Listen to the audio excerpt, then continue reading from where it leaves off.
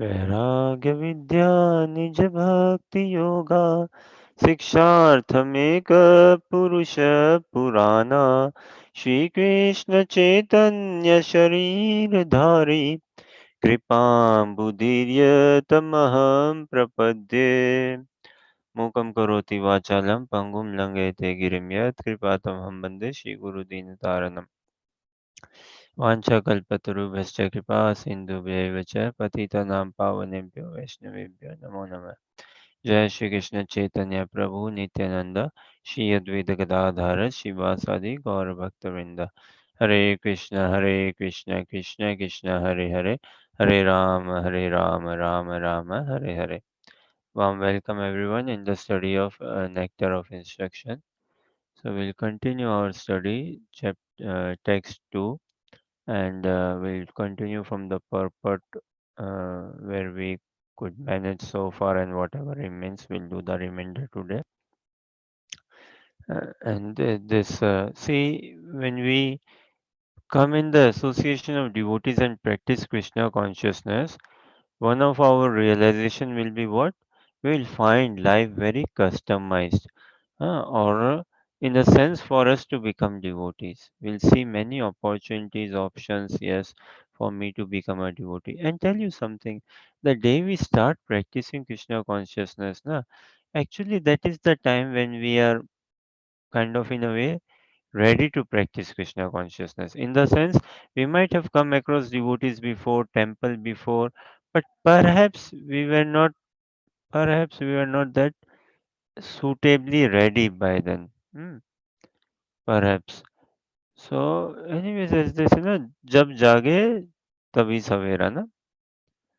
So, whenever one should not delay, of course, and whenever one should straight on start practicing Krishna consciousness, straight. And these instructions, now Rupa Goswami, our path in Krishna consciousness is path of Raganuga Bhakti. Uh, Raganuga Bhakti, or they also say, na, we would like to be attaining a consciousness of what? We are Rupa Nugas. Anuga means to follow someone. Anugat hona kisi ke, to follow someone. And we want to be Rupa Nugas. Means what? We want to be followers of Srila Rupa Goswami, of our Acharyas.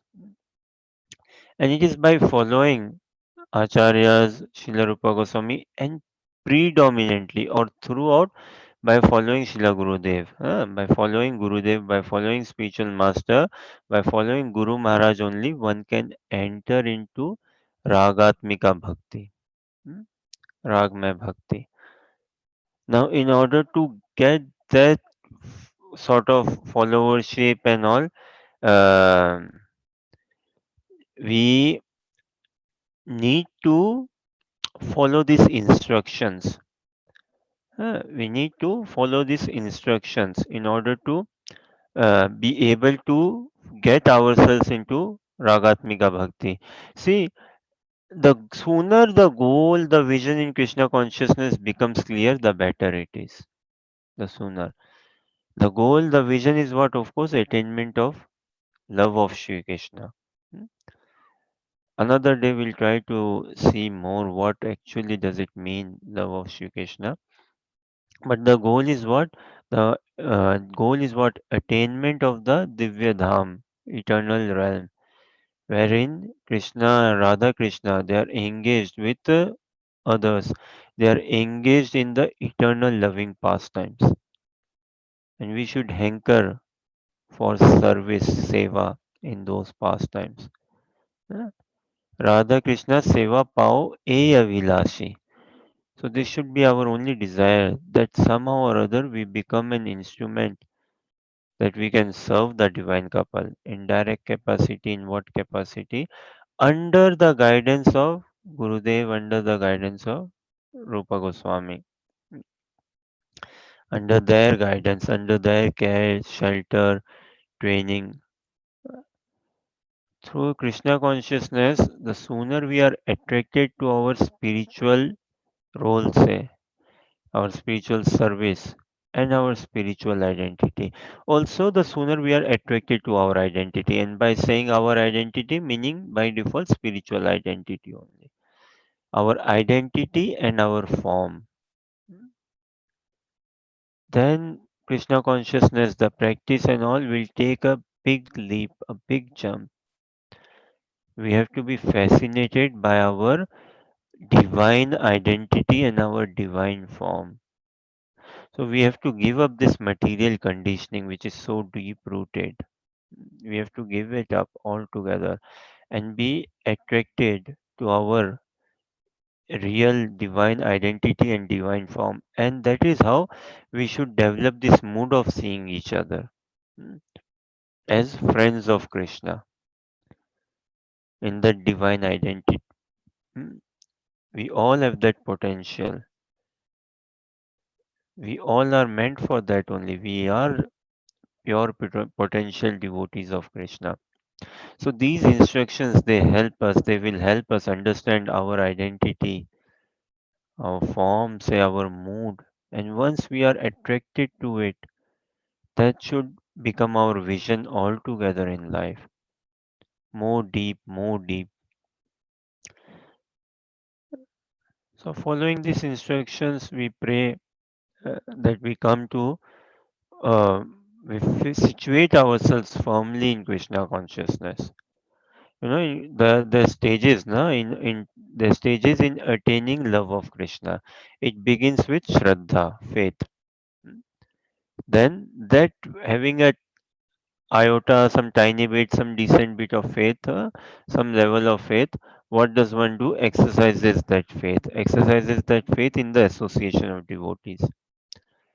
And when he exercises the faith in the association of devotees, means he starts practicing Krishna consciousness, japa, reading, hearing, whatever the process involves, he does it. And in that process, then anarth nivritti, mm, unwanted things and habits, material layers, the covering of material layers is getting removed. And once that is removed, or in the process of removing that, he attains so much of conviction. Wow, yes, process is genuine, bona fide, it works. And when he is convinced, then the form of practice will be very different, and he will develop a taste in japa, in chanting, in reading, in hearing, in kirtan, and overall. And when after developing a taste, a attachment towards Krishna has to be cried out then. And after attachment, bhav has to be developed. Krishna accepts only but bhav only, no? Only bhav. So that bhav. And then prem. Prem is something this body cannot handle. Krishna prem, no? Love of Krishna is something this body does not have the capacity to handle, uh, or sustain it. Definitely, this body cannot sustain Krishna prem. But that is the aim, that is the attainment we are desiring for, we should be desiring for. And these instructions are going to help us. It is these instructions that will help us attain our abhisht ki prapti, na? Abhisht ki prapti. Abhisht means the desirable, what is desired. So attaining the desirable by understanding these instructions, following these instructions, invoking the blessings of Rupa Goswami, of Acharyas, and of course invoking the blessings of Gurudev, of spiritual master. Without getting the blessings of Vaishnavas, and amongst Vaishnavas, who is the best Vaishnava for a sadhaka? Is his spiritual master. Is the best Vaishnava. So without getting his blessing, we cannot move any inch forward in Krishna consciousness. So with this mood, aim, aspiration, hope, prayer, desire, longing, yearning, that we ever remain beggars of mercy, we ever remain seekers of mercy, we act everything to attract the mercy of Krishna in a way that we are always attracting the mercy of Krishna. We continue our study of Nectar of Instruction. So we'll see text 2, we'll read translation and then go into purport. So translation, I can ask maybe Mahashri if you can read translation, And then purport we can start off with Kartike, Harsha, Nikhil, Anuja, people like that. अत्याहारप्रयासश्च प्रजल्पनियमाग्रह जनसङ्गश्च लौल्यं च सद्भिर्भक्तिर्विनश्यति.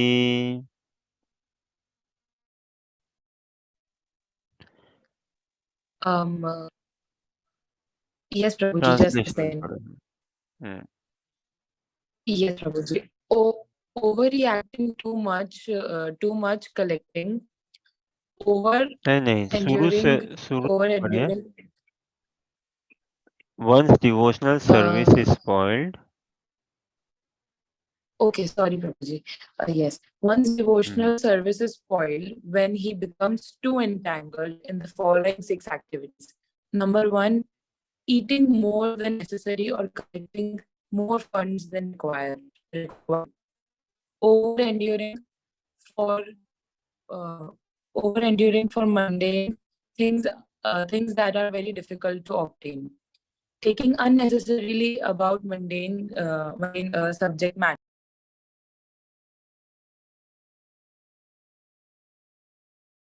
Talking है हाँ. Okay I think उनको network का कुछ problem हो रहा है. कार्तिकेय जी आप पढ़िए. Yes, Prabhuji. One's devotional service is spoiled when he becomes too entangled in the following six activities: eating more than necessary or collecting more funds than required, over endeavoring for mundane things that are very difficult to obtain, talking unnecessarily about mundane subject matters, participating, practicing the spiritual rules and regulations only for the sake of following them and not for the sake of spiritual advancement, or rejecting the rules and regulations of the scriptures and working independently or whimsically, associating with worldly minded persons who are not interested in Krishna consciousness, and being greedy for mundane achievement. Hare Krishna. Hare Krishna. Okay, Harsha read purport from the point we are supposed to read.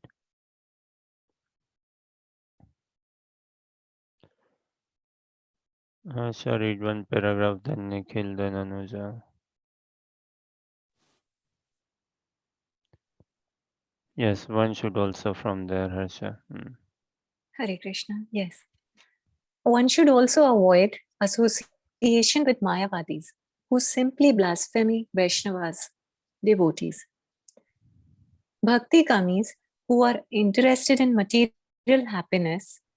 Mukti kamis, who desire liberation by merging in the existence of the formless absolute, Brahman. And Siddhi kamis, who desire the perfection of mystique yoga practice, are classified as Atyaharis. To associate with such persons is not at all desirable. Kam is meaning Kam is meaning काम वासना रखने वाले ना. Those who carry lot of काम वासना, those who are very desirous. That is काम is. Bhukti काम is means sense enjoyers. Karmis or bhukti kamis. Then mukti kamis ना, those who desire for liberation, वो मुक्ति कामी. और सिद्धि कामीज या ब्रह्म कामीज ना, जो those who are after mystic yoga सिद्धि मिल जाए वो. Okay, Nikhil read.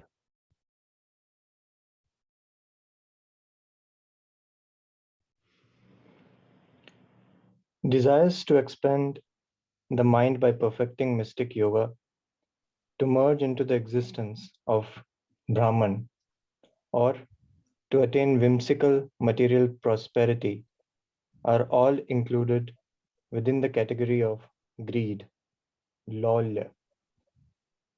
All attempts to acquire such material benefits or so called spiritual advancement are impediments on the path of Krishna consciousness.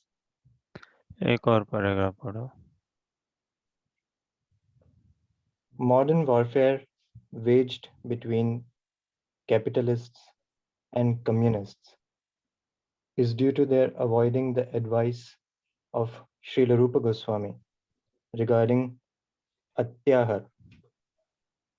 Modern capitalists accumulate more wealth than necessary, and the communists, envious of their prosperity, want to nationalize all wealth and property. Unfortunately, the communists do not know how to solve the problem of wealth and its distribution. Consequently, when the wealth of the capitalists falls into the hands of the communists, no solution results. Opposed to these two philosophies, the Krishna conscious ideology states that all wealth belongs to Krishna. Thus, unless all wealth comes under the administration of Krishna, there can be no solution to the economic problem of mankind. Nothing can be solved by placing wealth in the hands of the communists or the capitalists. If $100 bill is lying on the street, someone may pick it up and put it in his pocket. Such a man is not honest. Another man may see the money and decide to let it remain there, thinking that he should not touch another's property. Although this second man does not steal the money for his own purposes, he is unaware of its proper use. The third man, who sees the $100 bill, may pick it up, find the man who lost it, and deliver it to him. This man does not steal the money to spend for himself, nor does he neglect it and let it lie in the street. By taking it and delivering it to the man who has lost it, this man is both honest and wise. Hmm. Another read.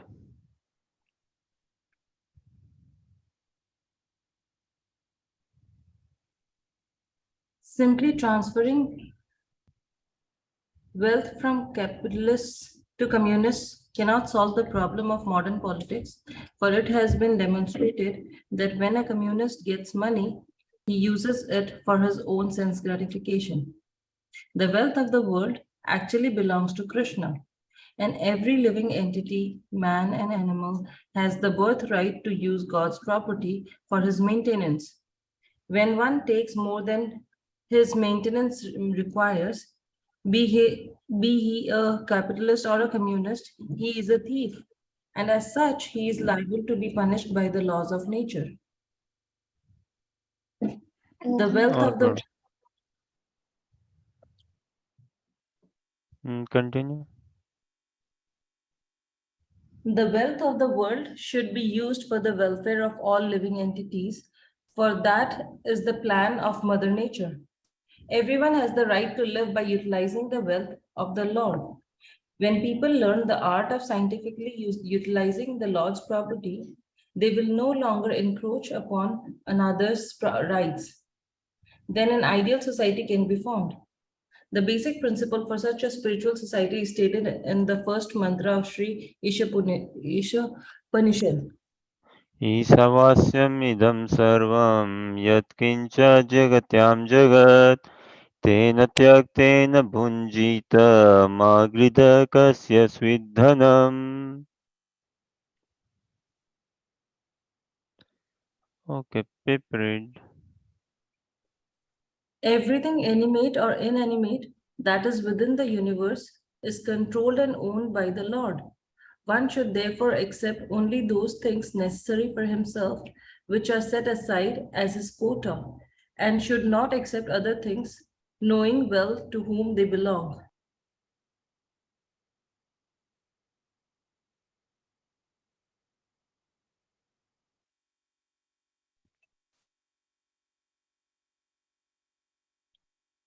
Krishna conscious devotees know very well that this material world is designed by the complete arrangement of the Lord to fulfill all the necessities of life for all living beings, without their having to encroach upon the life or rights of one another.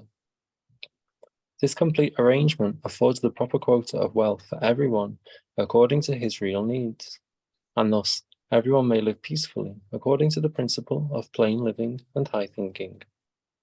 Unfortunately, materialists who have neither faith in the plan of God nor any aspiration for higher spiritual development misuse their God-given intelligence only to augment their material possessions. They devise many systems, such as capitalism and materialistic communism, to advance their material position. They are not interested in the laws of God or in a higher goal. Always anxious to fulfill their unlimited desires for sense gratification, they are conspicuous by their ability to exploit their fellow living beings. When human society gives up these elementary faults enumerated by Srila Rupa Goswami, Atyahara, etc., all enmity will cease between men and animals, capitalists and communists, and so forth. In addition, all problems of economic or political maladjustment and instability will be solved. This pure consciousness is awakened by the proper spiritual education and practice offered scientifically by the Krishna conscious movement. This Krishna conscious movement offers a spiritual community that can bring about a peaceful condition in the world. Every intelligent man should purify his consciousness and rid himself of the above mentioned 6 hindrances to devotional service by taking wholehearted shelter of this Krishna conscious movement.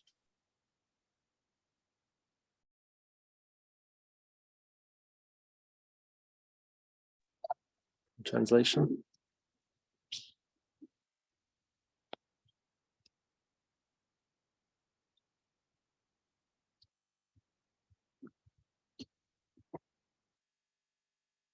One's devotional service is spoiled when he becomes too entangled in the following 6 activities. 1. Eating more than necessary or collecting more funds than required. 2. Over-endeavoring for mundane things that are very difficult to obtain. 3.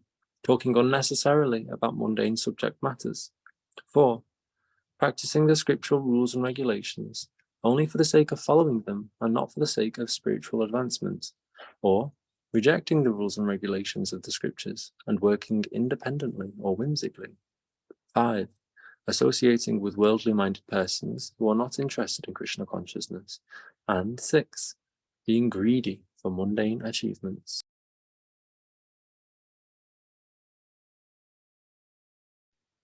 Haribol. Hmm. So purports are amazing. These purports, na? Beautiful. The purports, the charm is in the purports. The charm definitely is in the shloka, the text, and the charm is in the, what do you say, in the word meanings. These word meanings.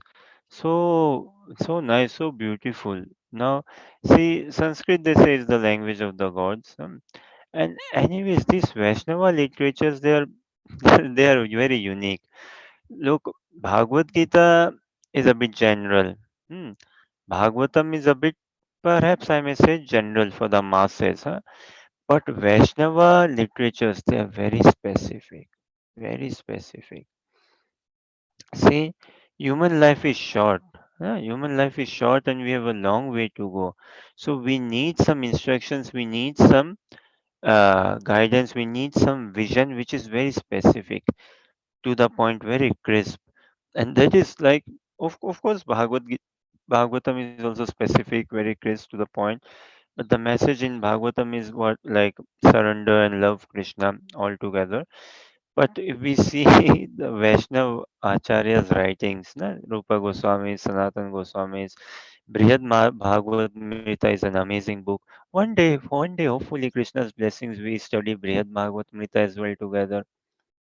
One day, by the blessings of Guru and Gaurang, we can check Brihad Bhagavad Mrita together if we can. Then Prem Bhakti Chandrika is one such text. Prem Bhakti Chandrika, uh, so specific, tells mood of a sadhaka, what should be a sadhaka as a spiritual practitioner's mood, mm, his his relationship with Krishna, his role, his engagement, his relationship with Krishna. Krishna is our object of our love, but that needs a bit more definition, right? That needs a bit more clarity, that needs a bit more opening. So, Krishna consciousness, na? Krishna.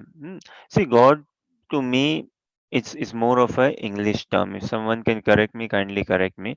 To me, it sounds more of an English term. Not sure if it is a biblical term as such. Uh, it is more of an English word, and I don't think so. God has a meaning as such. Almighty, yes, all powerful, uh, all merciful, all powerful, all knowable, all pervading.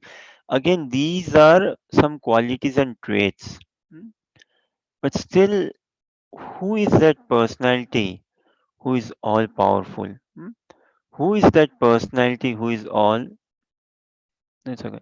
Who is that personality who is all powerful? Who is that personality who is all knowable? Who is that personality who is all pervading? Who is that personality who is all merciful? Ah, so Vedic literatures they tell the unlimited names for God, and the chief name is Krishna. And the meaning of Krishna, it's not like a name with no meaning. No, it has a meaning. And the meaning of Krishna is what? Meaning is a one who is all attractive. Hmm, one who is all attractive. So Krishna, of course, na God is all attractive.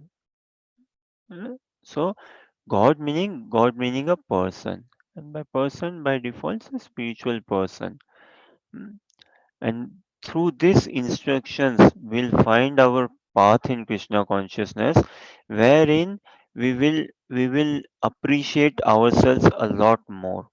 Hmm, a lot more than we can ever imagine, as in our spiritual identity, our spiritual role, our spiritual seva service, our relationship with Krishna.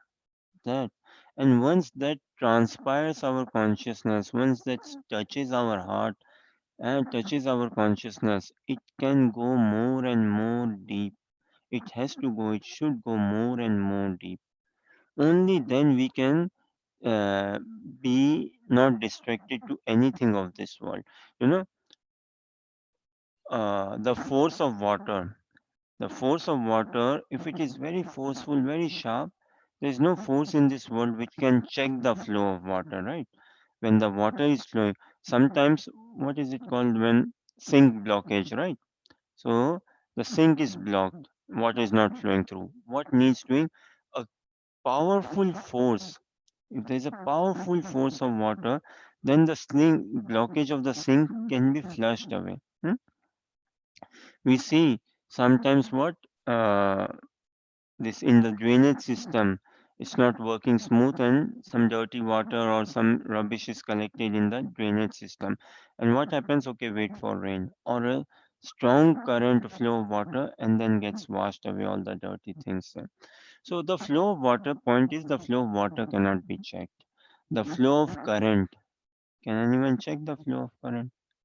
The flow of current, electricity cannot be checked. Likewise, there are things in nature which cannot be checked. And one thing is what? Our love for Krishna. That flow can never be checked. No, there is no force in this world, there is no temptation or distraction big in this world that can check a sadhaka's honest, genuine love for Krishna. The only problem is I do not want to love Krishna, or I do not want to love Krishna enough, or I do not want to love Krishna the way Krishna should be loved. Hmm.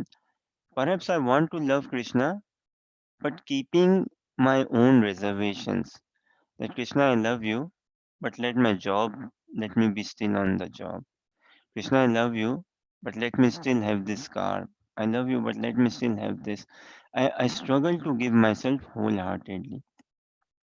And this is why association of devotees is important. A guide, a mentor, a friend, a spiritual master, guru. Because we need someone in life whom we can emulate, whom we can see in person, with whom we can have a direct relationship in person, and with whom uh, who we can follow, who we can follow, and someone who has tread the path, then it gives us the confidence to us as well to follow that path. So it is these instructions that will bring about gradually, slowly, steadily our identity. What is our real identity? And as we were discussing, na, all of us are pure potential devotees of Krishna. Potentially pure devotees of Krishna. And one devotee, he never exploits another devotee. No, a devotee doesn't exploit, or a devotee shouldn't be exploiting. Say, we are still in very much in condition state. Say, a devotee shouldn't be exploiting another devotee. Now, if we understand that we all are potential pure devotees of Krishna, how can I have any animosity? How can I have any hatred? In Krishna consciousness, there is no room for hot wars. Is there a term as hot war? I don't know if there is a term, but like there's no room for cold war. There's something as cold war, right? That um, we don't speak in person. We don't say that okay, I'm having problems with you, but the way we function and all it gives a sign that okay, some cold war countries and people go in cold war. Huh? So in Krishna consciousness, there's no room for cold war and no room for open wars and all. No, so much so we should be becoming best friends of each other. One of the best thing to attract Krishna's attention is what? Cooperation. If we learn to cooperate as a team, as a unit, how does cooperation begin? It begins with myself. In the sense, first of all, I must learn to appreciate my shortcomings. Appreciate in the sense I shouldn't be very proud of it, hmm, but I should realize that I have some shortcomings and I should learn to live with them. I should learn to be at peace with them. I should be again meaning at peace with them doesn't mean that I do nothing about it, but I should be at calm with them, at say peace with them. Because if I'm not at peace with them, I cannot find a proper solution for it. So firstly, in terms of cooperation, I must try to be at peace, at learn to live, deal with my own shortcomings, with my own say poor habits, and furthermore around those. And then what? I should learn to cooperate. How to cooperate between the demands of the mind and the intelligence. Intelligence has some aim, aspiration. Mind also puts some aim, aspiration. How can I be at peace with the minds and intelligence chattering? Hmm? How to be at peace with my own desires, thoughts, huh? How to be at calm with them. So, cooperate meaning coming in one line with my own thoughts, desires, aims, aspirations, everything in line with Krishna, all taking me towards Krishna. And when I am in one unit within myself, then next I can perhaps easily try to be in one unit with others around me, devotees and those who have not yet found their resolve in Krishna consciousness, even with everyone same. So once I demonstrate Krishna, there's some things that need demonstrating, right? So once I demonstrate Krishna that I have no problem with anyone, Krishna. I have no problem with anyone. Then will Krishna have a problem with me? If I demonstrate to Krishna, Krishna, howsoever say heavily my father snores, I have no problem. Huh? If I demonstrate that howsoever not nicely say my mother cooks, still I have no problem. As in no complaint in a sense. So when we demonstrate that to Krishna, na, that I have no problem, then we have to. There's some things we should tell ourselves. One mantra, see if you like it. Mm, this mantra, if it works, say, check. What whatever goes in our life, we should be still saying. Yet Krishna loves me. If you want motivation, sometime try this out. Suppose you are having a bad mood, we are having a rough time. Say we had a train to catch, we reached late, we ended up paying extra money to get to the train station and all. And still, if I say that, okay, my bad habits and whatnot, yet Krishna loves me, it will change our mood then and there.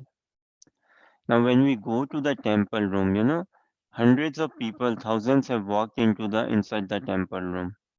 And of course, they come out as well. But not everyone sees the deities in the same light, in the same vision. So when we walk into the temple room, if we can avoid, if we can completely stop entering the temple room and sharing our problems with Krishna, if we can do that, we should go to the temple room, but if we can never tell our problems to Krishna, that Krishna, I'm having headache, huh? Or Krishna, money is less in my bank account, or Krishna, this is giving me trouble, I'm troubled by this and that and all, or Krishna, I want this PhD degree, I want this job. If I can go there and not speak anything of this, and what do we do when we go there? So this is a question. Entering the temple room, seeing the deities, what should we do? To tell you, we should speak, we should talk. Need not be audibly. Better if it's not audible, say. But we should communicate. We should definitely talk. Now, what should we talk? This is a question. If someone feels a bit comfortable in sharing, it would be a private thing also. But if someone is a bit fine in sharing,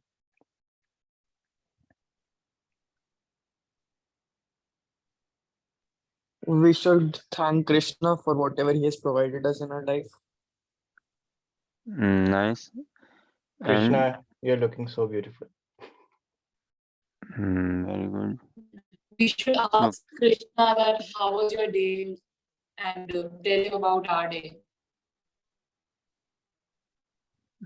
so Mahashri says we should ask Krishna how was your day and tell him about our day. Karthika says we should thank Krishna for whatever we have got in life. And Nikhil, what did you say? Krishna, you're looking so beautiful. Krishna, you are looking so beautiful. Yes, Anuja? Thank you, Krishna. Today I got a chance again to see you, meet you, come here, giving me a Hmm, chance. nice. Any other thoughts? It can be a bit subjective also, but whenever we see the deities, now we should admire the beauty. Even though we struggle to see the beauty in them, maybe we may be struggling to see the beauty, but we should definitely say thank you. We should definitely say, what Krishna, you look so beautiful. You look so beautiful, so amazing. Seeing the deities, we should be thinking of the pastimes of Krishna when he goes for grazing the cows, when he returns, and what he does in the forest, in the picnic he has with his friends, his relationship with his mom and dad, with gopis predominantly. And we should check the deities, their dressing, how they are dressed, what are they wearing, how it looks them. Also, we should tell Krishna, what? Krishna, I'm reading Nectar of Instruction, or I'm reading Bhagavad Gita, Bhagavatam, Brihad Bhagavatam. Someone could be reading Vilapu Samanjali, huh? Madhurya Kadimbini, or Prem Bhakti Chandrika, whichever book we are reading, say, we should tell, wow, Krishna. So take this, na. We could be having a very rough time, say, rough day, rough time, job commitments, thesis commitments, whatnot, something. But still, if we go to temple, we should try. We should try to never bring our problems and things. Uh, and also, thanking is one thing, and level of thanking is one thing. What thanking for the, mm, thank you for the food on the plate, which is fine, Baba. Even mundane parents provide food for their children, don't they? Even mundane parents provide shelter and clothing and some pocket money and all. So that is not such a big deal. Krishna is arranged, na, material nature, and by one's karma, by one's will, fortune, providence, by one's fortune, whatever providence is decided, one will get how much education, money, health, and all. So no need to cry for it. And this is not a very lofty, any lofty Thank you note to Krishna. The best thank if we can give is understanding when we realize that wow, somehow or other I'd been put in the line of devotees to understand Krishna consciousness, to find a charm in Krishna consciousness, to find appreciation in Krishna consciousness. I'm relishing Krishna consciousness, I'm loving it, Krishna. What are the odds of me becoming a devotee? That thing. And yes, definitely we should glorify Krishna. How beautiful you look, Krishna. We should tell Krishna, I desire to see you more and more. Krishna, I desire to give me darshan, give me vision in your dreams, in my dreams, huh? And also in person. Speak to me, Krishna, kindly. Arrange more devotee association for me. That thing. And then see problems, anyways, problems is just a matter of time, say.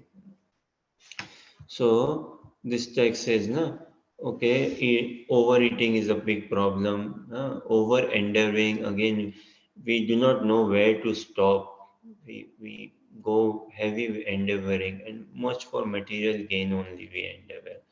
In spiritual sense, there can never be over endeavoring. No one can say, I have made extra efforts in becoming a devotee. No.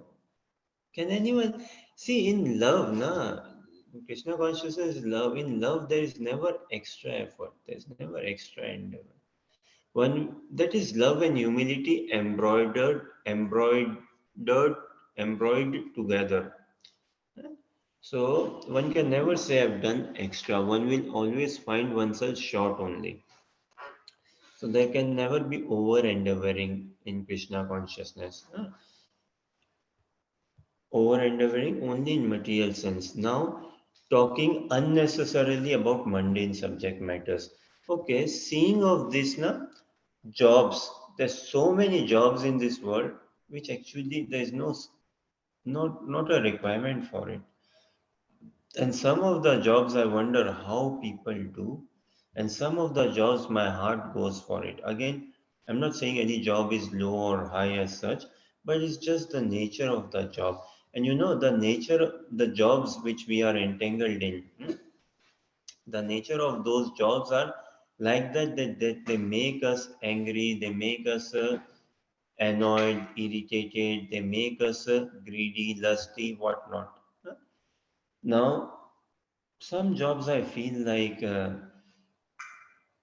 in India, I once saw in a supermarket, in a mall, in a big shopping complex, there was a lift, and lift goes what from ground floor or basement, ground floor to fifth floor, something like that.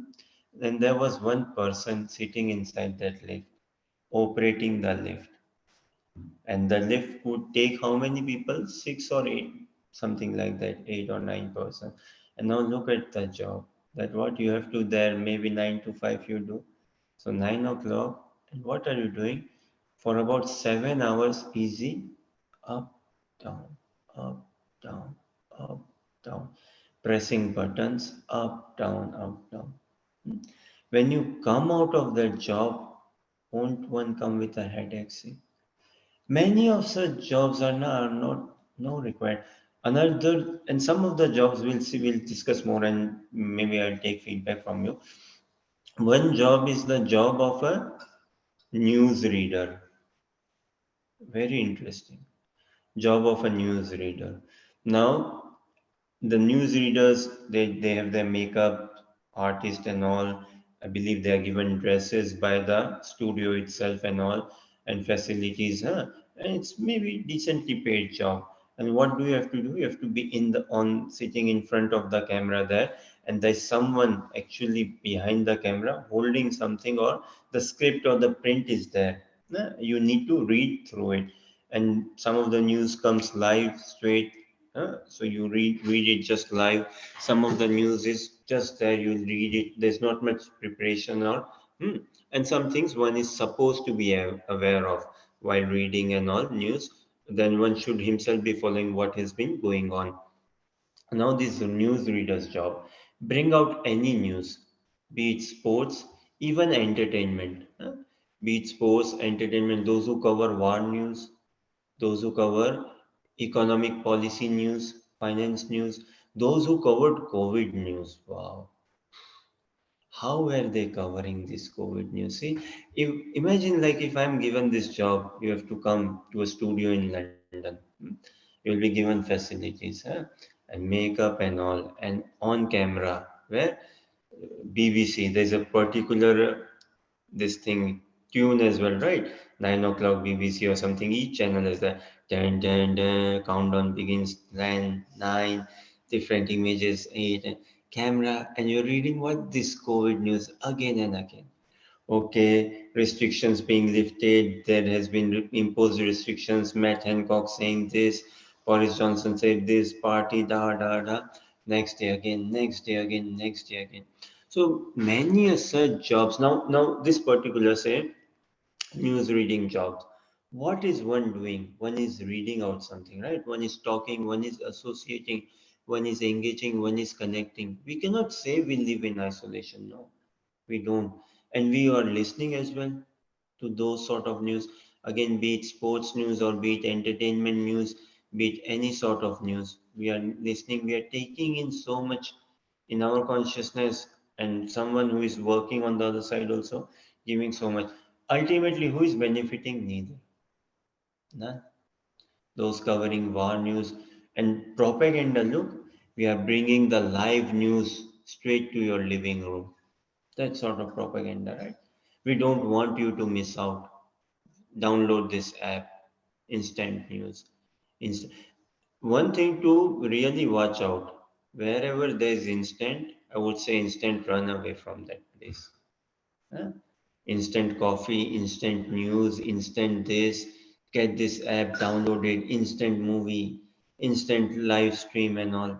Run away. This instant is such a killer. It can be such a killer. It fuels this habit now. Instant, everything instant. We want things instant. How do we develop patience then?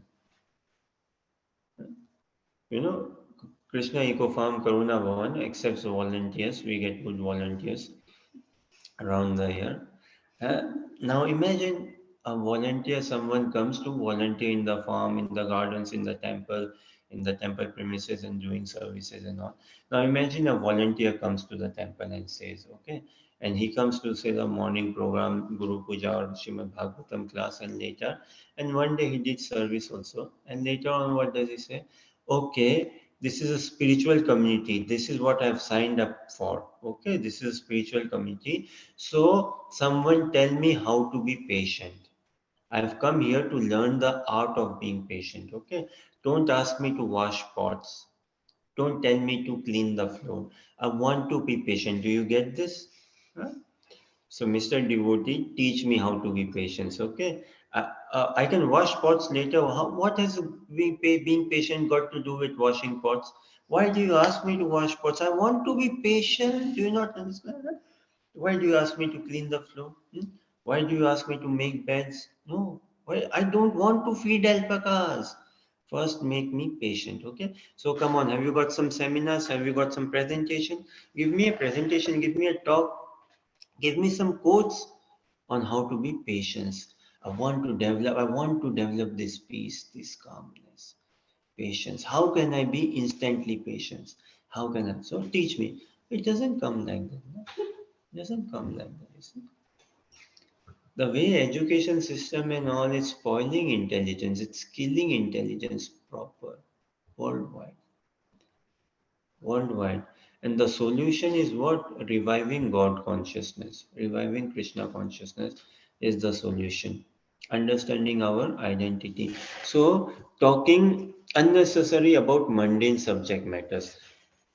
Throughout the world, so much of talk goes on, so much of message exchanges, everything heavy. Now with this Zoom, with this everything, people can connect so instantly, video calling and all. But talks are what? All idle, mundane gossips, which um, physically make us drown, mentally also make us heavily drown. And it is this Krishna conscious talks which will give us blood altogether, which will give us nourishment altogether. There are very few jobs which are very natural or which are very earthly grounded. One job could be what? Job of a teacher in school, college, uni. But again, the way the education board and system is, any country, you bring any country, every country generally by and large is unhappy with their educational system, wanting for reforms. Again, we love reforms in this world. We want reforms. Law, legal system should be reformed. Educational systems should be reformed. Chop and change. So many methods we try. The only reform we need in life is bringing Krishna consciousness. When we bring Krishna consciousness in life, that is the ultimate and the only reform required. So some jobs are still very peaceful. Job of a teacher, job of a farmer is so sacred. Okay, this is again a question. Every country has its financial budget, right? Financial budget. Now, in the budget, what are the divisions in budget? Putting a budget, there are some divisions, no? Some allocations. What are the departments for? Like defense is one. Now, different defense, one could be military, one could be air defense, navy defense, and all. But yeah, overall defense. What else? Education, defense. What else? Health and Employment. environment. Okay, there's some budget for environment. Mm, not sure employment if it is, but yeah, human resource, overall human resource. Nowadays, IT also has become a sector, say, uh, agriculture, someone said, right? Agriculture, agri, hmm. Then tourism, so many such. Where is the most money allocated? Defense. Defense. Every, huh? Defense. Defense. Every country spends chunk. I think maybe more than 50%. If not, if not more than 50%, the chunk will be in No, defense. Prabhuji, 5-6% every country puts out for defense. Only you mean the less you mean for defense. No, like if the budget is of Okay. 100 rupees, they'll Yeah. allocate 5 rupees, 6 rupees to the defense. Okay. The most, can I say that's the most goes Yeah. in defense? mm, Yes. 50% may be a bit too much, but the most goes in defense. Most. And it's a big ratio. It's a big portion what goes in defense. Is it not a bit of a irony? We are wanting to defend ourselves. We are want. What does it mean that the other person is a bit corrupt, or we don't have genuine faith? We don't have genuine trust. And you know what they say? Karma. Now with karma, what do they say? That what we see in this world is a reflection of my own image or of my own inside me is what I see in this world, right? So if I'm wanting to defend so much, means somewhere inside also I'm a bit wanting to exploit and all. And look, this defense, the way technological advancement and everything now, wars and all, so tricky, so tricky. So quickly we can go into wars. In fact, we go as well. And why this cry? Just for a piece of land, some piece of land and this defense mechanism and all. So some jobs, na, like farming is such a good job and so essential. Defense, not of course there has to be defense. I'm not saying in Vedic times there was not defense, even then was required. But nowadays, agriculture is being neglected very much. Every country, agriculture is neglected. Then a bit cultural education also neglected. Environment is neglected. If agricultural production is looked after, then what? If farmers are happy, look in temples. In temples, if the cooks are happy, then the devotee community is happy. Because if the cooks are now cooks, they like to cook, right? And if they are given good groceries and yes cook, and if the cooks are happy, and with happy cooks they will make such happy prasadam for Krishna. Krishna would love it. And then devotees will honor prasadam. And this prasadam is what brings devotees together. No, just food brings together. So now, why not? If in house also, if cooks are happy, say, then house remains happy. Likewise, in the country, if cooks are happy, how will cooks be happy when the farmers are happy? When the farmers are given good support and everything to produce proper organic farming. Such a shame now that we have to call it organic. Yeah, and a few years back, naturally everything was say, somewhat more organic, and now we have to label it as organic and pay an extra price for it. That is the consciousness level we are carrying. So, point being, some jobs are very sacred, earthly. Farming is one, education, teaching is one, nursing is one. Even police is also good. Policing is good. These service oriented and all. But some other jobs I struggle. Now look, those who do DJ's job. I wonder, right? Now the working hours is different. I don't think so. Anyone does DJs 9 to 5. No, they don't. They start maybe 5 p.m. And as the night goes on, they get more. Now DJ competitions are there. So many things. DJ competitions, DJ wars, and so. Now look in the environment in the pub, club where the place loud music, dark and lights are out, and someone playing music. What does he carry with this? With this music comes all a sense of irresponsibility lifestyle, very atheistic lifestyle. Not being blunt, but it is what it is. Very atheistic lifestyle. Many such jobs now are just not needed. It's not that okay, we have a huge population, so we need these sorts of jobs and all. No, population is never a problem. Problem is what the morality, the ethicality. That is the problem. The intent, the greed. Population is not a problem, and this is not a great population. In Vedic time, 5,000 years ago, when Krishna appeared, that was a huge population then. This is nothing in comparison to that. Huh? But just the jobs we are stuck up with. So, talking unnecessarily about mundane subject matters, we don't know anything beyond.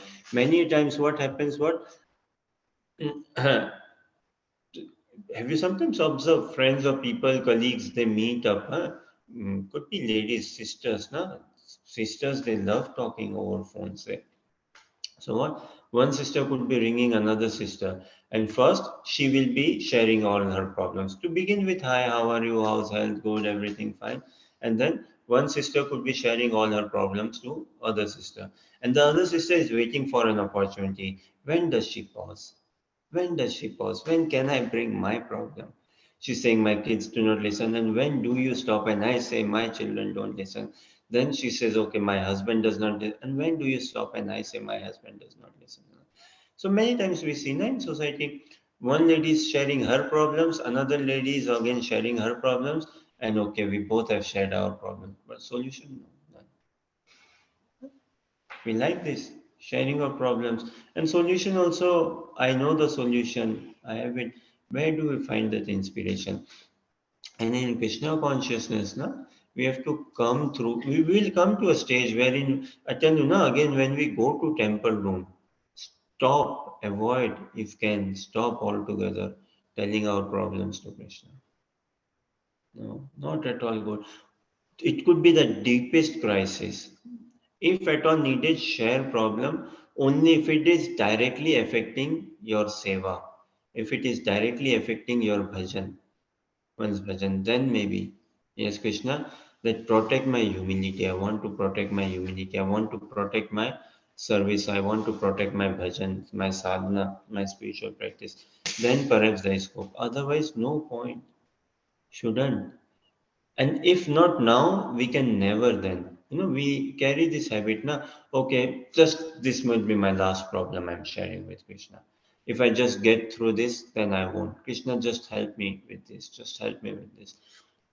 I don't know about you all, but my close family members, since childhood, I've been hearing and it fascinates me. They say that, okay, this one last thing. Just one thing for this year, just one thing. And this never ends. Just one, this, just only one. So this one never ends. So if we continue like this, now going into temple room and telling Krishna, Krishna, just one this thing, just one this thing. Krishna is fully attached with us, but spiritually only. Materially, not at all attached. Honestly, materially, he's not at all involved, bothered, or interested, or no. Spiritually, he's completely attached. And I want Krishna to get involved by and large materially only. This is why the disconnect then. And if I get him spiritually, see, we should act smart now. We should be acting intelligent. If I get Krishna spiritually involved, matter is already included in it. Material benefits already come as a part of it. If I get him spiritually involved, so why not to get him spiritually involved altogether? Practicing the scriptural rules and regulations only for the sake of following them, and not for the sake of spiritual advancement, or rejecting the rules and regulations of the scriptures and working independently or whimsically. Many practice God consciousness, or some sort of faith and say religious practice, to what? To look good on Facebook, to sound good, to look good, to show good. But that is not Krishna consciousness. We are not here to get some popularity, to appeal in the masses and all. No, nothing. We shouldn't be entertaining any such thoughts. We are here only to serve Krishna, only to please Krishna, only to love Krishna, to serve Guru and Gaura. If at all, only that more. So not to sound good or look good and all. No. So throughout, na, as we were this either practicing only for the sake of following, so that I don't look good, I don't look bad in the peers and all, uh, and whimsically. What does whimsically mean?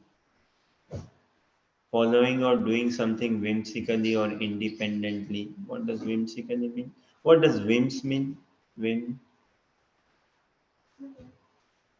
Hindi में क्या बोलेंगे? कार्तिक, हर्षा, निखिल, देव, Shri.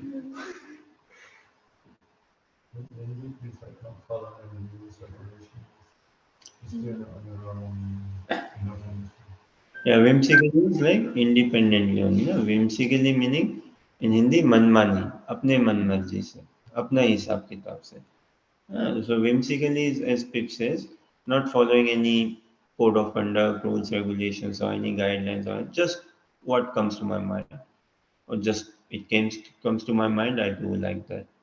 This came to my mind, I do it like that, and that is not Krishna consciousness. No, we don't want to do anything whimsically. We don't want to do anything independently. The last thing a genuine sadhaka would want to hear from Krishna, or actually, see, again, just we were speaking of some expressions now going into temple room. Hearing this from Krishna should strike as a thunderbolt to us. If Krishna says to us, what? Okay, something we said and all, and finally Krishna says, what? Okay, you are on your own. So you are on your own. When we act whimsically or independently, that is when, okay, Krishna is then telling us, fine, then you are on your own. And that is the most, for someone, a genuine spiritual practitioner, it will be like a thunderstorm for him to hear this. Let's a bit mellow it down. Let's take a societal example again, a bit of a common example, boy and girl relationship. Okay, young boy and girl, 19, 18-year-old, say, in very much in their prime, youth say, and they fall in love with each, each other. Huh?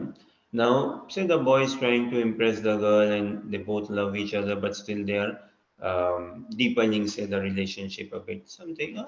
Now, if the girl tells the boy, "Okay, if you do this or you have done this, fine. Now you are on your own." the boy, won't he get a bit panicky, say? He wouldn't like that. Or if the boy tells to the girl, so you have done this, or if you do this, then forget me, you are on your own.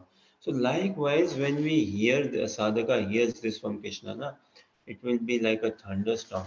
Of course, we are never on our own. Even if someone could be um, a real offender of Krishna, still he is never on his own. Krishna is with him as Paramatma, as God residing inside the heart, still purifying himself. But in spirit, say, or in that association, in that relationship, there is no direct communication, and which we don't want.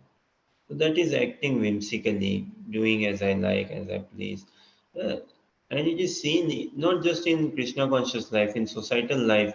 If I do anything, I may go to school, college, uni. See, example of school now, going school, everything there is a set decorum, there is a mannerism, right? You wear school uniform, you go to your class, you go to your section, you do the subjects, and all of this and all one has to follow. One just cannot act out of one's whims like that. That okay, I got the grades and now in the school I can do as I like. No. And the teacher, if I act just independently, teacher says no sometimes can say no, okay, fine. Now that you think you know so much, then you are on your own. You don't need my help. You don't need my tutoring or coaching. Fine, you prepare yourself. So this thing, the motivation behind practicing religion, something on these lines only, that either we are so hung up with rules and regulations. I'll share one thing, something called as mundane morality. Heard of it? Mundane morality. Morality we understand, right? What does mundane mean? Mundane. This mundane is a term which I got to know after coming into Krishna consciousness. And there are Dull. many English words or terms which we get to know and we now use in our daily, say, understanding of Krishna consciousness. This, yeah, Karthike, what does mundane mean? Dull. Huh? Dull. Dull, Yes. dull. Yeah, mundane means boring. Mundane means worldly, sansari, worldly. Mundane means matter oriented, matter, dull. Hmm? That no juice, no joy, no knowledge, no substance, no reality, say, huh? Or far off from reality. Huh? So mundane morality. Morality is there, but no substance in it. Another expression and see and check this out in circumstances situations in life. One is another similar to mundane morality, same message. What many times see this thing, a doctor performing a surgery and operation, huh? Operation was successful but the patient died. Operation was very successful, doctors, nurses, the whole team did, yes, operation successful, but the patient died. That is mundane morality. I'm being moral, but that morality has got no help. It is a useless morality to carry. To give some examples, say, uh, walking into the temple room, na, that one must put their shoes outside. One shouldn't go into the temple room with their shoes on. Huh? So now say a big festival is there and some person is appointed to look after the shoe rack, that okay, assemble the shoes rack and give people their shoes, guests when they come out of the temple room wanting their shoes, give them their shoes, and also new guests coming put their shoes in the rack, and make sure anyone who goes into the temple room, so this says someone gives me this instruction, that make sure anyone who goes into the temple room, first they have to submit their shoes in the shoe rack. They cannot go without submitting their shoes in the shoe rack. Say the temple president tells me, that got this instruction, repeat, I repeat, that anyone who goes into the temple room first must have to submit their shoes in the shoe rack. They cannot go into the temple room without submitting their shoes. Now, fine. Now, say a family comes, and it is common Indian families, many times they open their shoes, they leave their shoes, say, in the car itself. and they just walk to the temple. So someone say park the car right outside of the temple room, huh? And in the car they kept their shoes, and they came out. They came out and they went into the temple conservatory. They went into the area where the shoe rack is. And now, if I tell them, sir, first you have to bring your shoes. You have to first give me your shoes. First, I will take your shoes and I will put your shoes in the shoe rack. Only then I can let you go into the temple room. Because no, I have strict instructions. This is Janmashtami festival. This is no small thing. The biggest Hare Krishna festival in the year. Hmm? This is no small thing, sir. And I have strict instructions from the temple president that no one can enter unless they have submitted their shoes in the shoe rack. But the person says, look, but I am not wearing shoes only. I've kept my shoe in the car and my feet are clean. Let me go in. No, sir. First, you have to bring your shoes and many of the government offices, some worldwide, some of the rules are so deft, we find. Why this rule? Why this rule? That is mundane morality. Another say, mundane morality say what? We are hung up with mundane morality so heavily. And this is how, many, I would say traditional religious practitioners, they are just hung up with rules and regulations. Hung up. And more of these rules and regulations trying to show good, look good. They don't understand the spirit of the law, the essence of the law, the essence of the rules and regulations. But just we like those rules and regulations. Or either we create our own rules and regulations. Heard something from my grandmother, heard something from my neighbor, and cooked up a own theory. And this is my take of spirituality. This is spirituality. This is my version. Another small example, say on this mundane morality, and check in society. Another small example is what? Say a police car is chasing a thief. They know the thief's number cards, number plate, registration plate. They know this is where the thief is going and all. And the police is chasing a thief, thief's car. Now, traffic light. The thief crossed the traffic light, say as it was green, and then as the police car came, the traffic light turned to amber and from amber to red.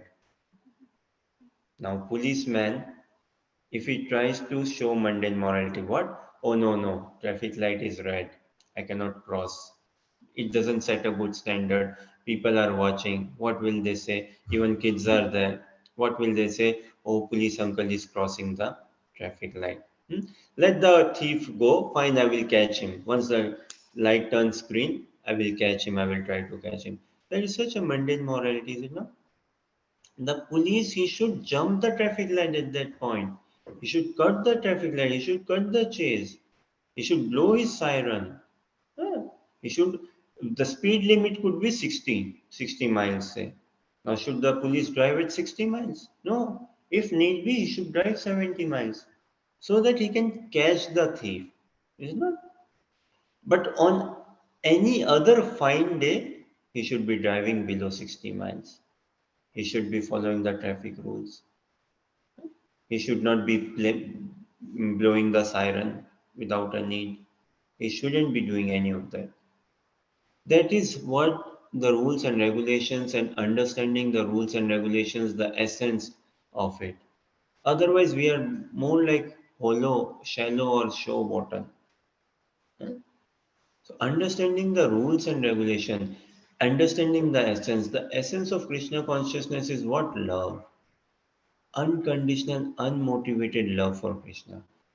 In theory, also, if we take it, we should take it in theory. In theory, we should take it Krishna is the supreme personality of Godhead. Krishna is the most attractive personality beyond comparison.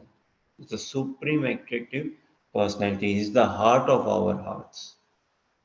And when we say words like the most beautiful person, attractive personality, generally in society, it is seen as a external physical oriented thing.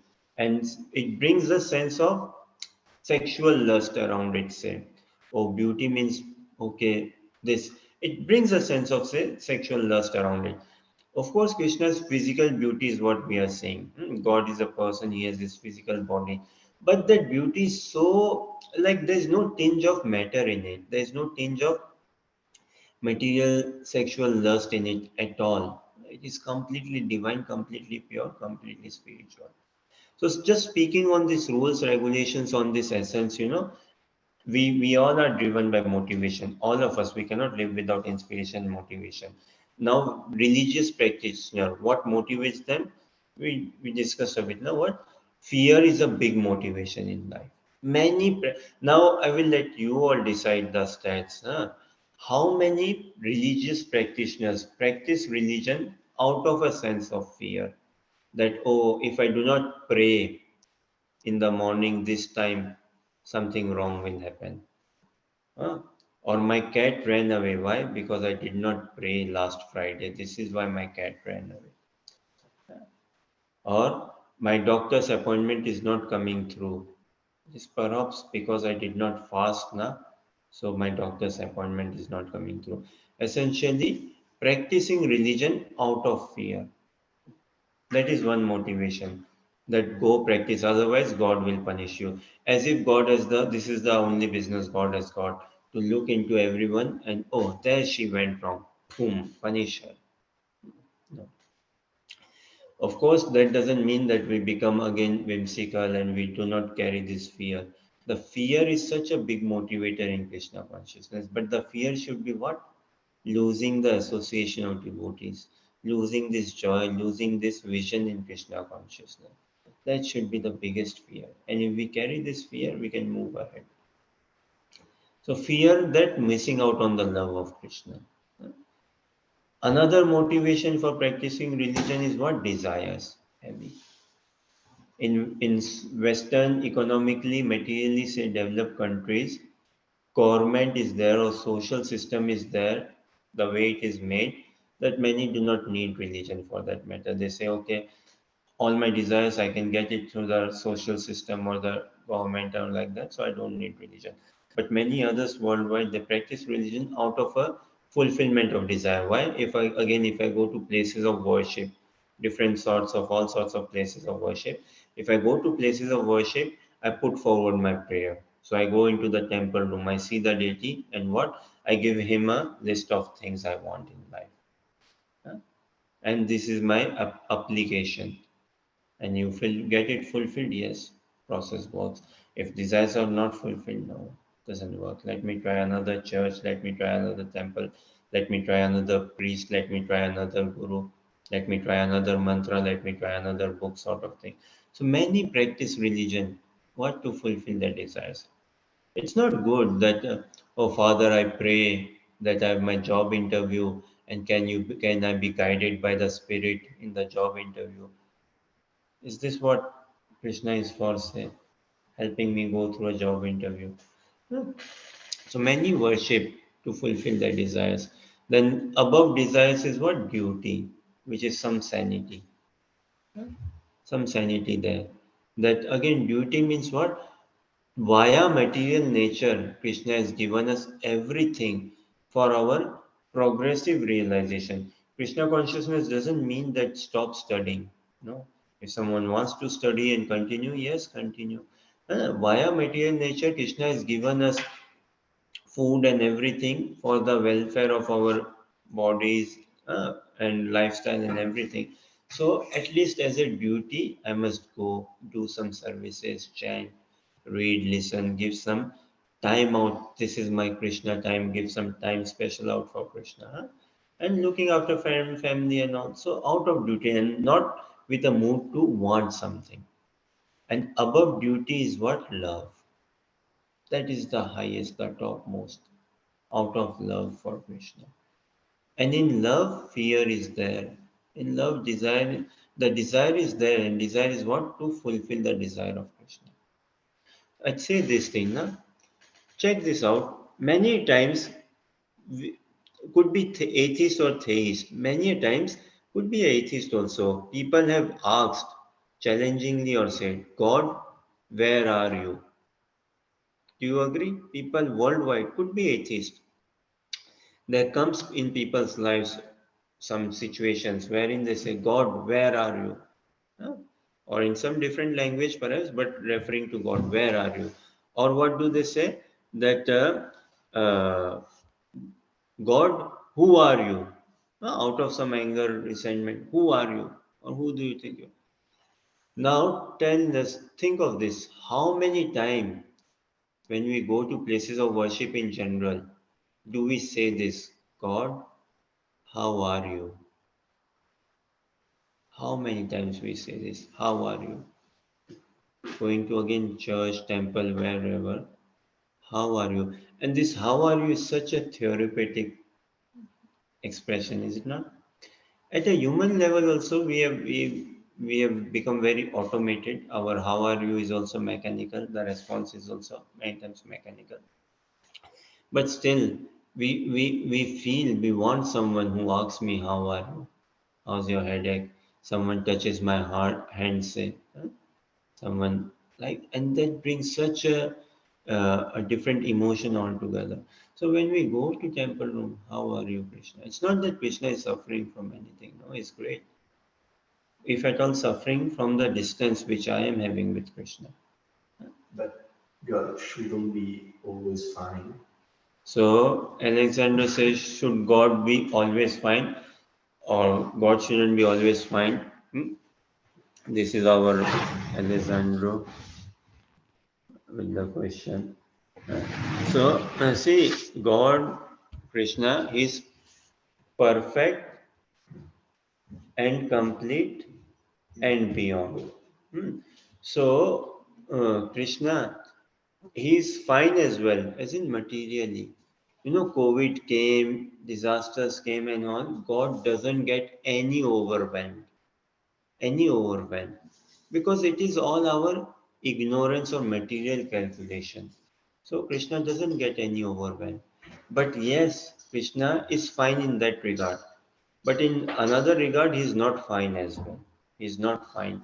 When I am practicing Krishna consciousness, but I am still clinging on to material desires and all, then it really does not, Krishna doesn't find much excitement in that chase.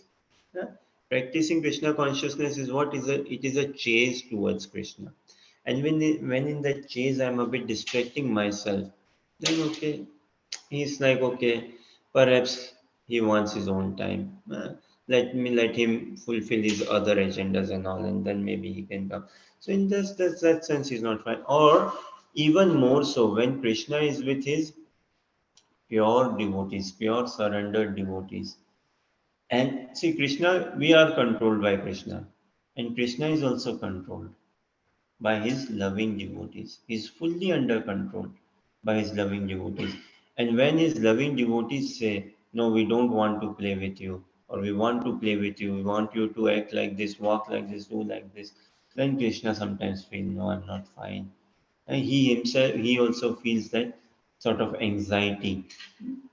He also, but that anxiety is all out of pure love. So, see,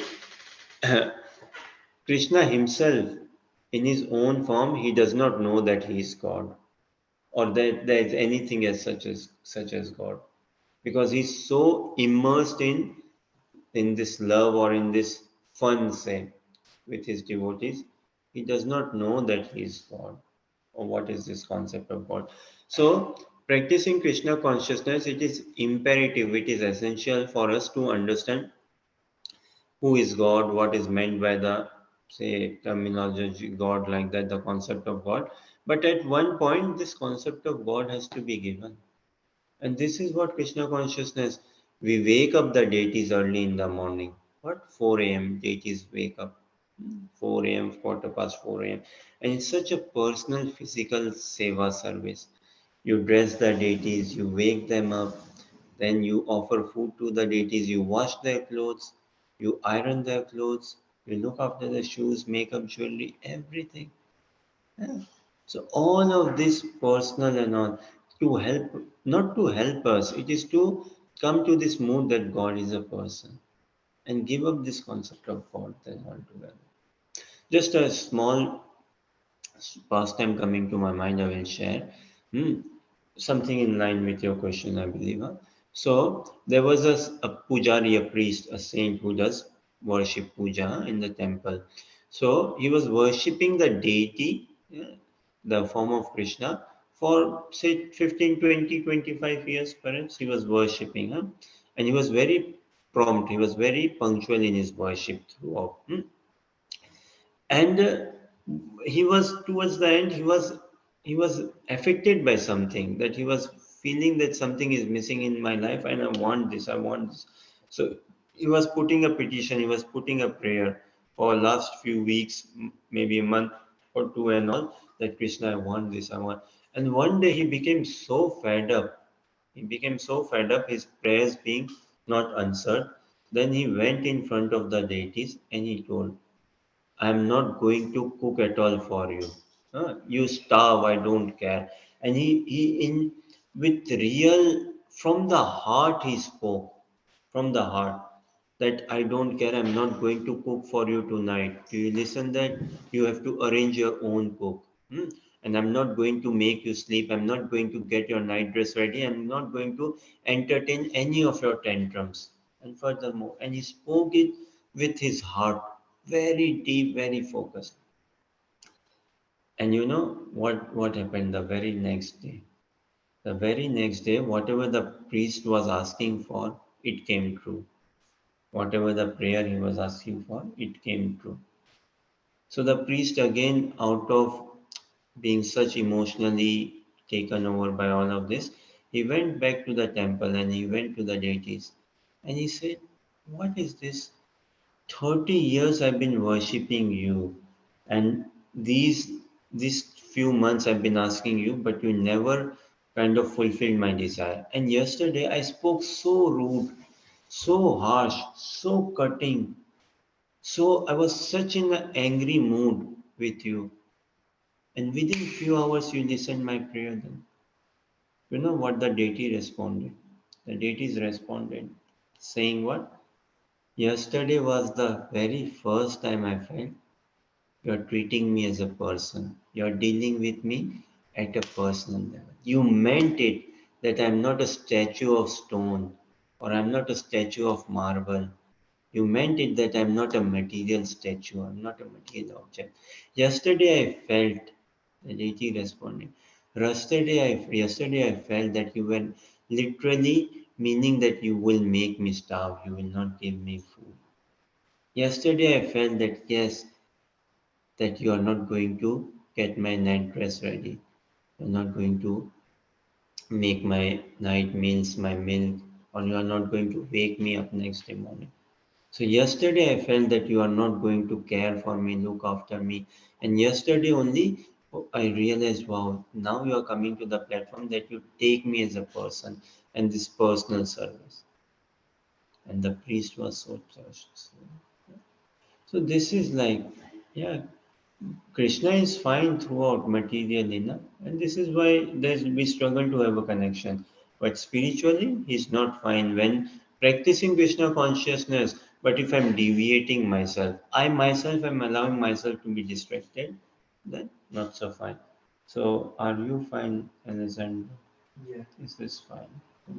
Thank you. Any other thoughts, questions, or comments? And it says associating with worldly minded persons. You know, yes, Karthike?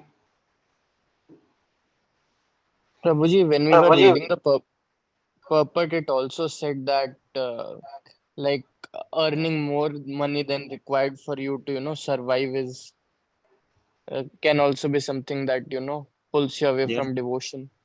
true. True, over endeavoring, na, or this thing.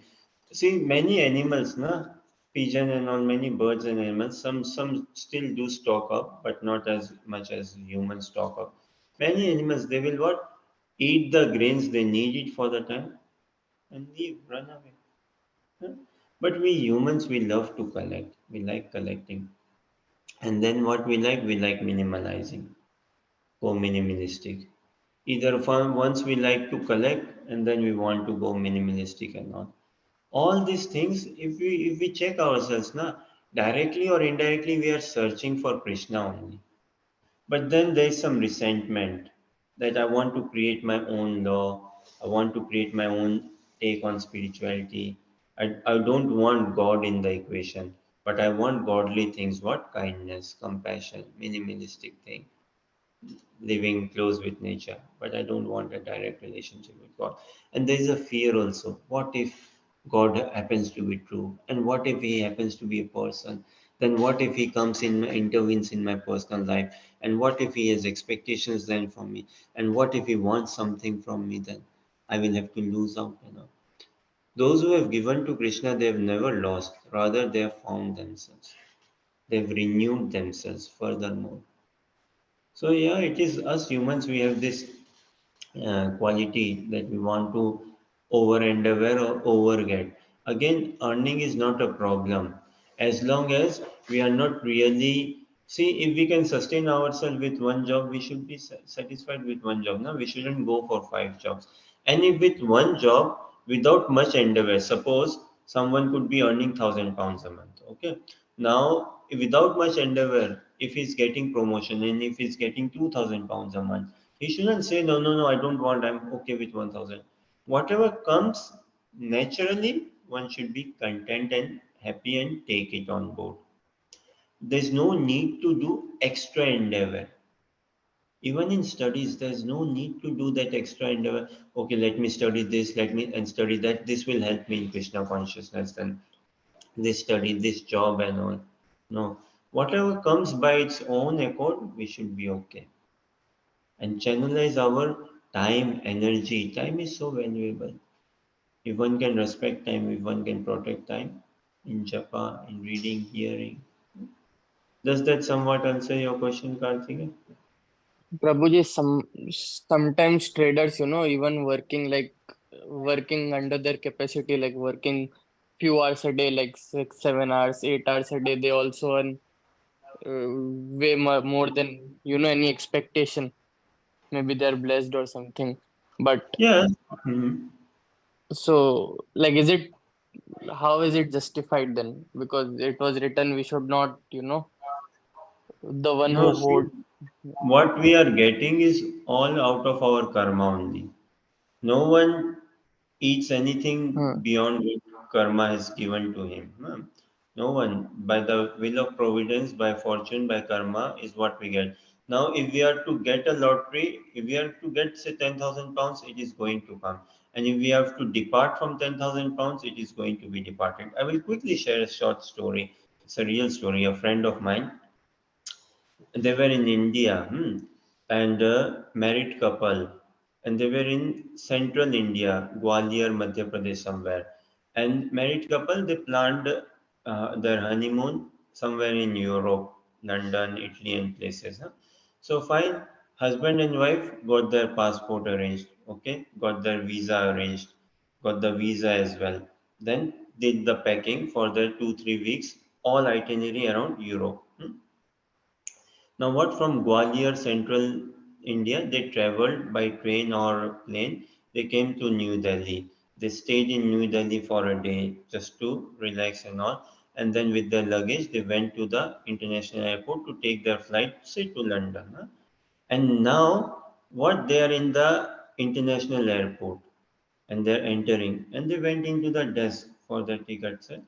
And the person in the desk is asking them, passport, and they are checking their bags to get their passport out. They are nowhere finding the passport.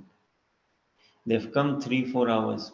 Where is your passport, sir? Where is your visa, sir? They're not finding the passport in any of the suitcase, any of the bags. They're not finding. Look, young couple, husband and wife, did so much preparation, so much planning, did bookings, all the bookings and all. But we're right at the airport. Where is the passport? They rang family in Gwalior or MP, wherever. Can you check that drawer or this almirah? Yes, your passport is safe here. Now, how do you get the passport 2,000, 3,000 kilometers, whatever kilometers, in 2 hours from there to here and the visa? Such irony, no? So many times in life we may do so much, but if we have to go through some struggle, we will go through it. Now in this time, na, like it is not like struggles won't come, but then how do I conduct myself in that situation? How do I behave, act myself in that situation? That option exercise is always there in front of us, and it needs practice, definitely. It's not like a overnight, okay, yeah, I will be fine, I will be okay, I'm calm and all. Yeah. So how do I conduct, how do I put myself in that? So even though practicing devotee or not practicing devotee, it's not that we won't be coming across such situations. And sometimes happens what, you are in an international flight, you go there in the bookings, yes, and suddenly the system or the person says, sir, actually we can upgrade you to business class. We can upgrade you to business class, and you can have a you can lie down. You can fully lie down. Would you like to be upgraded to business class for no cost? Why not? Why not? No? So nature will give us things. It is bound to come something beyond our expectation on both sides. Say apparently profitable, apparently loss as well. Yeah. So we shouldn't be getting carried away. That is the message. When we are in trouble, we shouldn't be getting carried away. And when we are getting some, say, enjoyments also, we shouldn't be getting carried away. We shouldn't be getting carried away. And our thing should be do the needful. Now, doing the needful, if I'm getting extra pay or good money coming and all, fine. But some jobs, na, especially for a devotee, this stock market job, stock exchange, dealing with stocks and all, it's not a good job for a devotee because it can take away one's consciousness. Hmm, how the market is behaving, up, down, up, down. Not a good. So some jobs has to be seen. Now, because of some personal some circumstance, one might be required to be working in stock market. Okay, but he should always be in guidance in association with devotees. Does this somewhat answer your question, Karthikeyan? Yes, Prabhu. If money is coming, no problem, as long as that money, or if name and fame is coming. Name, fame, reputation may come a bit less money, but make becoming more famous, say, job wise and study wise. Good health or something. If them are coming, no problem, as long as they can be used in Krishna's service, or they should be passed. That whatever blessings I am getting in life is all by the because of the blessings of devotees, all because of the blessings of Krishna. And whatever wrong is happening is in my life is all because of my own wrongdoing. That should be the attitude. So in this just last, and again we are on the surface only of this, but last it says what, that association of worldly minded people and greedy for mundane achievements. In society they say, oh, na, one is physically, sexually, say lusty, and another is associating with men who are lusty. It is more dangerous to associate with men who are more lusty. No? How best to put it? Say, huh? So one may have some inclination towards the stock market, and another person is actively engaged in stock market. So if one is associating with someone who is actively engaged in stock market, that is very dangerous, because by spending time with him, we will start speaking the language. We will start. This is peer pressure or peer thing. No? You know, people start maybe smoking at the age of what, 15, 16, 17, whatever say age. And no, I doubt if someone started smoking for the first time and he was able to smoke the full cigarette, normal, easy. I doubt. Huh? But maybe second time, third time, fourth time, and what friends encourage, do it, try it this time. Okay, first time it happens, second time this happens, and all. So if someone is, like a small example, a father has two children, say, huh? Now father is an active chain smoker. Now their children, two children, they are asked, what do you what do you want to be when you grow up? Huh? Will you smoke when you grow up? No. Why?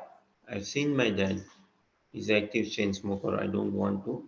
I will never touch cigarette in my life. And the other also.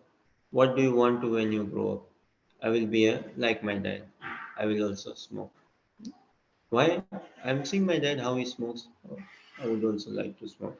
So thing is, we all, knowingly, unknowingly, we all are sold out. We all are selling ourselves out, selling ourselves to BBC, Facebook, YouTube, TikTok, this artificial, societal, worldly media sort of, or this worldly thoughts and desires by being in association of the company of people we keep.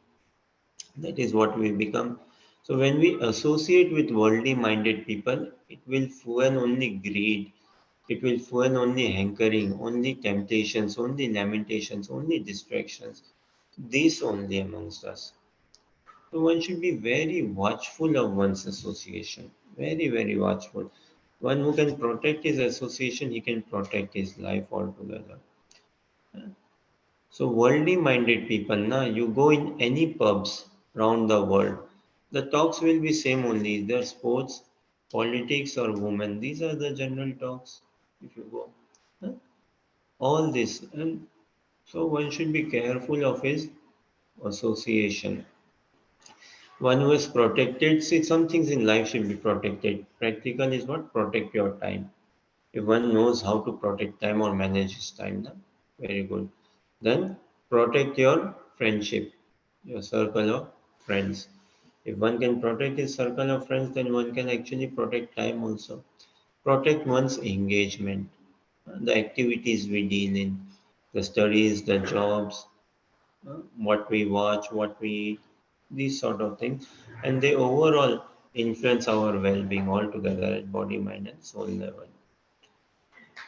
Okay, on this note, maybe we'll put it to perhaps rest or pause it or say, we can never say that we have completed or we have done it. No, our understanding is on the surface only. It is going to stay on the surface. And as long as we continue studying, reading associated with devotees, we'll find newer and newer inspiration, newer and newer joy. So yeah, when we go to temple room, we can look into the beauty of Krishna.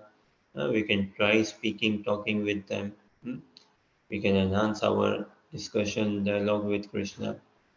Enough of times we have asked God, where are you? Who are you? Why are you? Now maybe we can try asking God, how are you? Okay, any thoughts, questions, comments, or clarifications or additions? A bit too late to subtract. Okay, on this note, we'll give you peace. Thank you very much for your kind attention and participation. We'll meet up tomorrow. Haribol. Hare Krishna. Hare Krishna. Oh,